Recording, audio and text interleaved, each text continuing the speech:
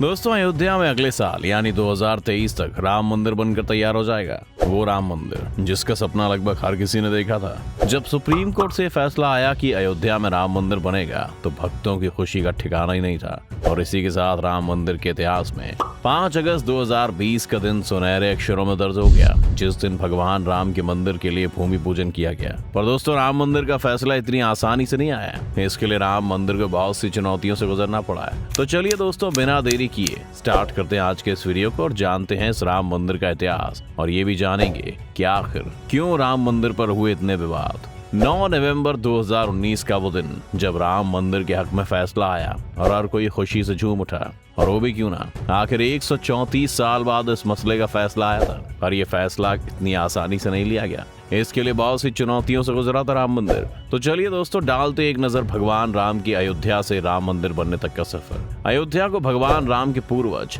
विवस्वान के बेटे वैवस्वत मनु ने बसाया था। तभी से शहर पर सूर्यवंशी राजाओं का राज महाभारत काल तक रहा। यहीं पर दशरथ के महल में प्रभु श्री राम का जन्म हुआ था। भगवान श्री राम के काल में अयोध्या काफी सुंदर थी। ये इतनी सुंदर थी कि इसकी तुलना स्वर्ग से की जाती थी। कहते हैं कि भगवान राम के जल समाधि लेने के बाद अयोध्या कुछ समय के लिए बिखर सी गई थी, लेकिन उनकी जन्मभूमि पर बना महल वैसा का वैसा ही था। भगवान राम के बाद उनके बेटे कुश ने एक बार फिर से राजधानी अयोध्या का निर्माण कराया। इस निर्माण के बाद सूर्यवंशी की अगली 44 पीढ़ियों ने यहाँ पर राज किया। आखिरी राजा महाराजा बृहदबल ने भी यहीं पर शासन किया। कौशल राज बृहदबल की मृत्यु महाभारत युद्ध में अभिमन्यु के हाथों हुई थी और महाभारत के युद्ध के बाद अयोध्या उजाड़ सी हो गई। पौराणिक कथाओं के मुताबिक कौशल राज बृहदबल की मृत्यु के बाद ये उल्लेख मिलता है कि ईसा के लगभग 100 वर्ष पूर्व उज्जैन के चक्रवर्ती सम्राट विक्रमादित्य एक दिन शिकार करते करते अयोध्या पहुंच गए। थके होने के कारण वो अयोध्या में सरयू नदी के किनारे आम के पेड़ के नीचे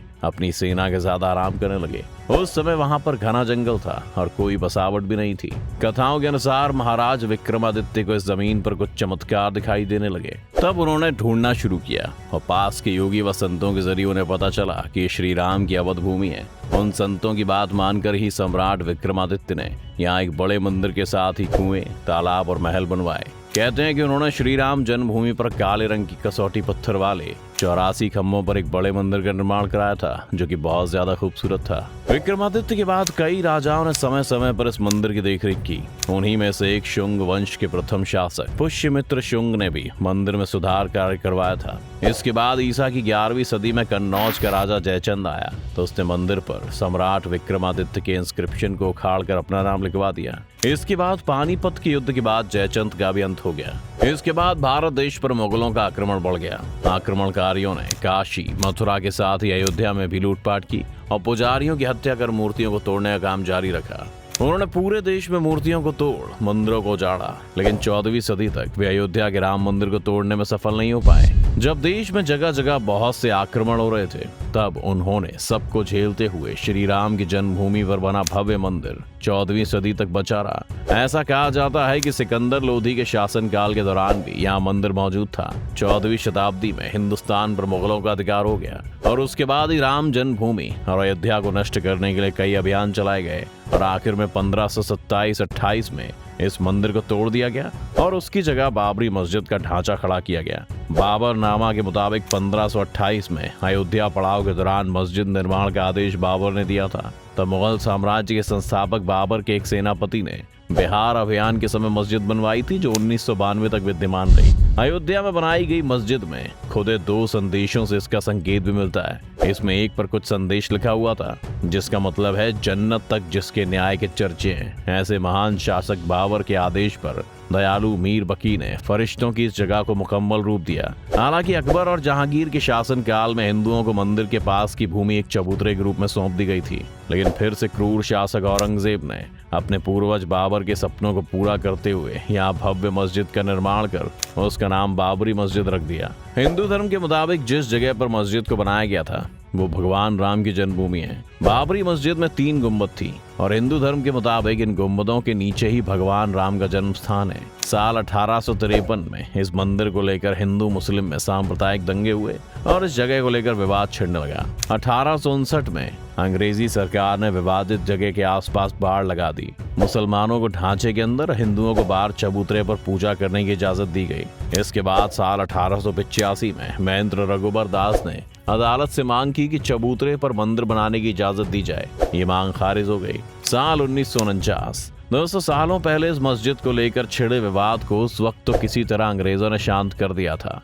पर असली विवाद शुरू हुआ साल 1949 में। 23 दिसंबर 1949 को भगवान राम की मूर्तियां मस्जिद में पाई गईं। हिंदुओं का कहना था कि भगवान राम प्रकट हुए, जबकि मुसलमानों ने आरोप लगाया कि किसी ने रात में चुपचाप मूर्तियां वहां रख दी। उस समय यूपी सरकार ने मूर्तियां हटाने का आदेश दिया, लेकिन जिला मजिस्ट्रेट के नायर ने दंगों और हिंदुओं की भावनाओं को भड़कने के डर से इस आदेश को पूरा करने में मुश्किल जाहिर की। तब सरकार ने इसे विवादित ढांचा मानकर ताला लगवा दिया। साल 1950 फैजाबाद सिविल कोर्ट में 2 अर्जी दाखिल की गई, जिसमें एक में रामलला की पूजा की इजाजत मांगी गई और दूसरे में विवादित ढांचे में भगवान राम की मूर्ति रखे रहने की इजाजत भी मांगी गई। इसके बाद साल 1959 में निर्मोही अखाड़ा ने तीसरी अर्जी दाखिल की। दोस्तों, निर्मोही अखाड़ा वही समुदाय है जिन्होंने सबसे पहले अयोध्या की भूमि का विवादित बताया था। साल 1961। इसके बाद यूपी सुन्नी वक्फ बोर्ड ने अर्जी दाखिल कर विवादित जगह की पोजीशन और मूर्ति हटाने की मांग की। साल 1984 में विश्व हिंदू परिषद ने कमेटी गठित की और विवादित ढांचे की जगह मंदिर बनाने की मांग की। साल 1986